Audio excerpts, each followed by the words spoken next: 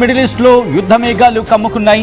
ఇరాన్పై America భీకర దాడులకు పాల్పడింది. దానికి సంబంధించిన బిగ్ బ్రేకింగ్ న్యూస్ చూస్తున్నారు. ఇరాన్ మిలిటరీ కమాండర్ సెంటర్పై బిగ్ అటాక్కి పాల్పడింది. డ్రోన్ లాంచ్ సైట్లు, ఎయిర్ డిఫెన్స్ సిస్టమ్లపై అమెరికా దాడికి పాల్పడింది. అమెరికా దాడులపై ఇరాన్ రివెంజ్ అటాక్స్ ప్రారంభించింది. యుఎస్ మిలిటరీ స్థావరాలపై ఇరాన్ కూడా దాడులకు పాల్పడింది. కువైట్లోని యుఎస్ బేసెస్పై ఇరాన్ దాడికి పాల్పడింది. యుఎస్ రాడార్ సిస్టమ్ అమెరికన్స్ని టార్గెట్గా చేసుకుంది ఇరాన్. అమెరికాకి ఇరాన్ మాజీ అధ్యక్షుడు మసూద్ పెజెష్కియాన్ కూడా వార్నింగ్ ఇస్తూ ఉన్నారు. భూతల దాడులకు దిగితే తీవ్ర పరిణామాలు ఉంటాయంటూ హెచ్చరిస్తున్న సందర్భం. అమెరికాతో ఇరాన్ పూర్తిస్థాయి యుద్ధం చేస్తోందని చెప్పి ప్రకటించుకొచ్చిన క్రమం. ఇరాన్ వ్యాప్తంగా అమెరికా దాడులు చేస్తుందంటూ పెజెష్కియాన్ చెప్పుకొచ్చాడు. ఇరాన్ డిక్లేర్ చేస్తుంది ఫుల్ స్కేల్ ఆఫ్ వార్ అంటూ కూడా మాట్లాడుకుంటున్న సందర్భం అంటే అర్థం చేసుకోవచ్చు ఇప్పటికే ఎటువంటి పరిస్థితులు ఉన్నాయనేది. అమెరికా ఇరాన్ మధ్య యుద్ధం మరింత వేడెక్కుతుంది. ఇరాన్ మిలిటరీ కమాండర్ సెంటర్పై అమెరికా దాడులకు పాల్పడింది. Iran drone launch sites, air defence system వాటిపై అటాక్కి పాల్పడింది. ఇంకోవైపు యుఎస్ మిలిటరీ బేస్పై ఇరాన్ దాడులు చేస్తోంది. కువైట్లోని యుఎస్ బేస్పై దాడి చేసినట్టు ఇరానే స్వయంగా చెప్పుకొచ్చింది. యుఎస్ రాడార్ సిస్టమ్ని, అమెరికన్స్ని టార్గెట్ చేసుకున్నట్టు ఇరాన్ చెప్పుకొచ్చింది. ఇరాన్ అమెరికా మధ్య యుద్ధం తీవ్ర రూపం దాల్చిందా అంటే అవుననే మాట వినిపిస్తోంది. మిజైల్స్, డ్రోన్స్తో అటాక్కి పాల్పడింది ఇటు Iran. At the same time America. Gulf ప్రాంతంలో ఉద్రిక్త పరిస్థితులుగా నెలకొన్నాయి. వాషింగ్టన్ అంటే అమెరికా ఏకంగా 10వ రోజు కూడా దాడులకు పాల్పడింది. ఇటు బహ్రెయిన్లోని యుఎస్ ఎయిర్ బేస్ మీద, ఇన్ఫ్యాక్ట్ చెప్పాలంటే అది వాళ్ళ ఎయిర్ డిఫెన్స్ సిస్టమ్, బహ్రెయిన్లోని యుఎస్ ఎయిర్ డిఫెన్స్ సిస్టంపై దాడి చేసినట్లు ఇరాన్ చెప్పుకొచ్చింది. ఇంకోవైపు హార్ముజ్ స్ట్రైట్ అటుగా వెళ్తున్న వెషల్స్పై కూడా దాడులు జరుగుతున్నాయి. తాము పూర్తి స్థాయి యుద్ధంలో ఉన్నామని చెప్పి ఇరాన్ హెచ్చరిస్తుంది.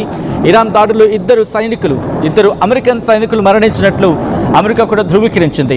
సోమవారం ఇరాన్ టార్గెట్గా అమెరికా దాడులకు పాల్పడగా ఇరాన్ బహ్రెయిన్, కువైట్లలో ప్రతిదాడులకు దిగింది. ఇరాన్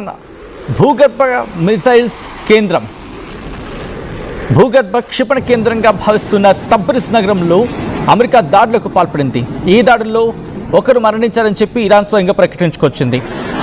దీంతో ఇటు ఇరాన్, బహ్రెయిన్తో పాటు అమెరికా నేవీకి సంబంధించిన 5th ఫ్లీట్ కువైట్లో ఉంది. అక్కడ మిసైల్స్తో విరుచుకుపడింది. రెండు దేశాల్లో సోమవారం మిసైల్స్ అటాక్స్ అంటే రెండు వైపులా కూడా సోమవారం అంటే నిన్న మిసైల్స్ దాడులు ఒక్కసారిగా బీభత్స పరిస్థితికి దారితీశాయి.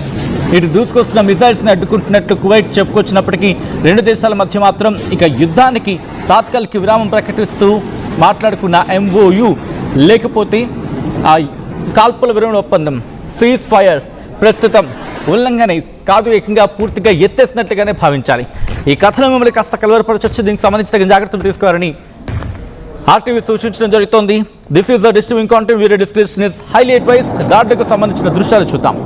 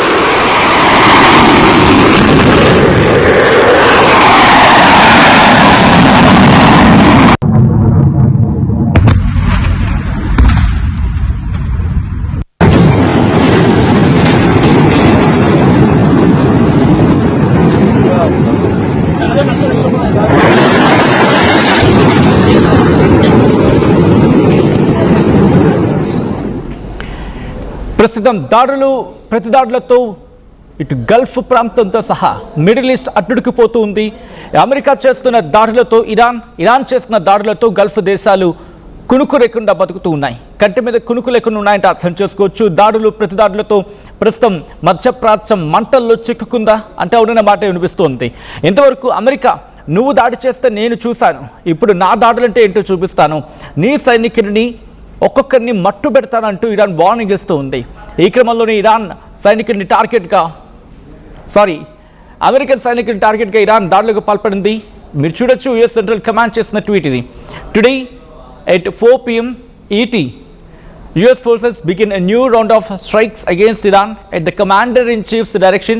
The strikes are designed to further degrade Iranian military capabilities used to attack commercial shipping in the Strait of Hormuz అంటూ కూడా యుఎస్ సెంట్రల్ కమాండ్ చేసిన ట్వీట్ ఇది.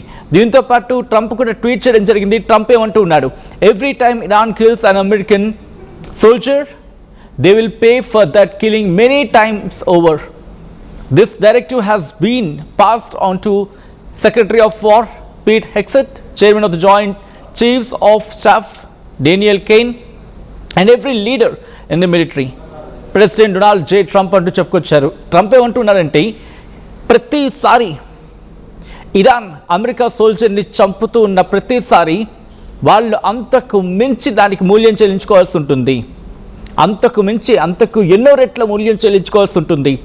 ఇప్పటికే ఆర్డర్స్ని పాస్ చేయడం జరిగింది సెక్రటరీ ఆఫ్ వార్ పీట్ హెగ్సెత్కి, chairman of joint chief of staff Daniel కెయిన్కి, and ప్రతి ఒక్క లీడర్, మిలిటరీలో ఉన్న ప్రతి ఒక్క లీడర్కి నేను ఇప్పటికీ ఆర్డర్స్ని పాస్ చేస్తాను, వాళ్ళకి డైరెక్టివ్స్ ఇవ్వడం జరిగింది అంటూ కూడా చెప్పుకొచ్చాడు ట్రంప్. ఏమని, ఇరాన్ చంపే ఒక్క అమెరికన్ సోల్జర్కి వాళ్ళు అంతకు రెట్టింపు కాదు, అంతకంతకు మూల్యం చెల్లించుకోవాల్సిందే అంటూ ట్రంప్ చెప్తున్నమాట. ఈ నేపథ్యంలో ఇప్పుడు పూర్తిస్థాయి యుద్ధం ప్రారంభమైందా అంటే అవుననే మాట వినిపిస్తోంది ప్రస్తుతం. ఓకే, ఈ అంశానికి సంబంధించి అమెరికా మంత్రి మార్క్ రూబియో మాట్లాడారు, ఏమంటారో చూద్దాం.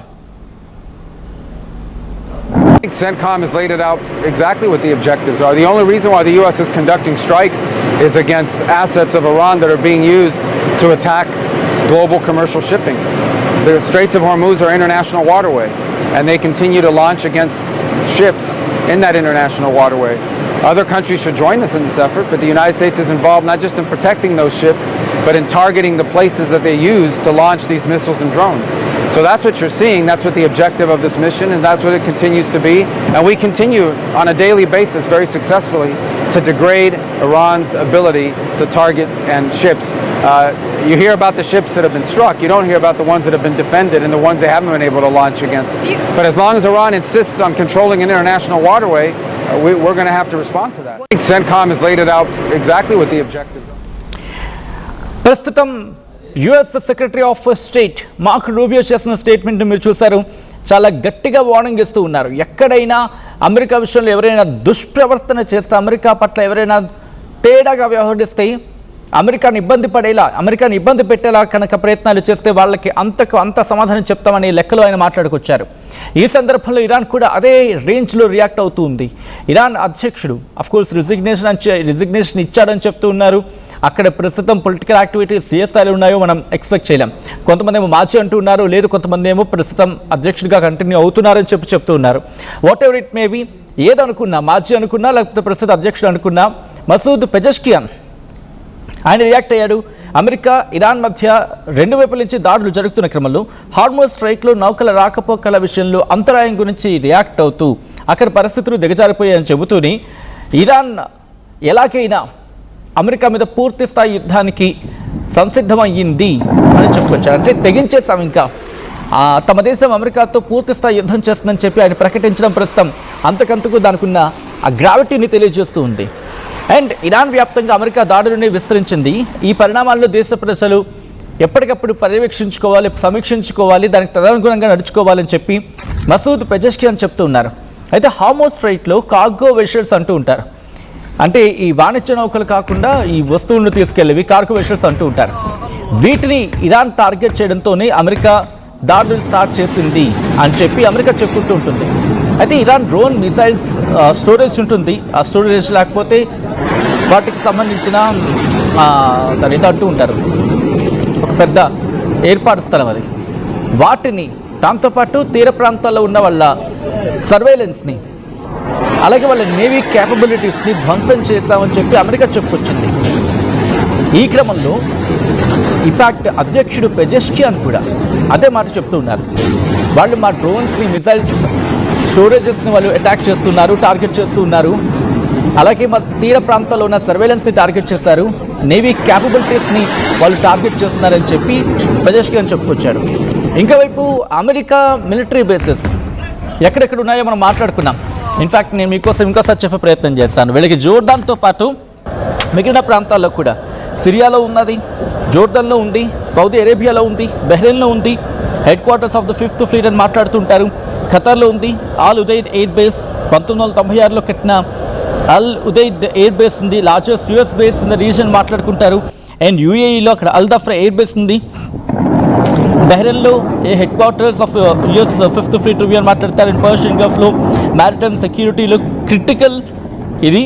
అండ్ సౌదీ అరేబియా, ఇలా ప్రతి చోట కూడా అమెరికాకు సంబంధించిన మిలిటరీ బేసెస్ ఉన్నాయి. సో ఈ క్రమంలో యుఎస్ మిలిటరీ బేసెస్ని ఇరాన్ టార్గెట్ చేసుకుంటుంది. గల్ఫ్ దేశాలు ఈ సందర్భంలోనే ఉక్కిరిబిక్కిరవుతున్నాయి.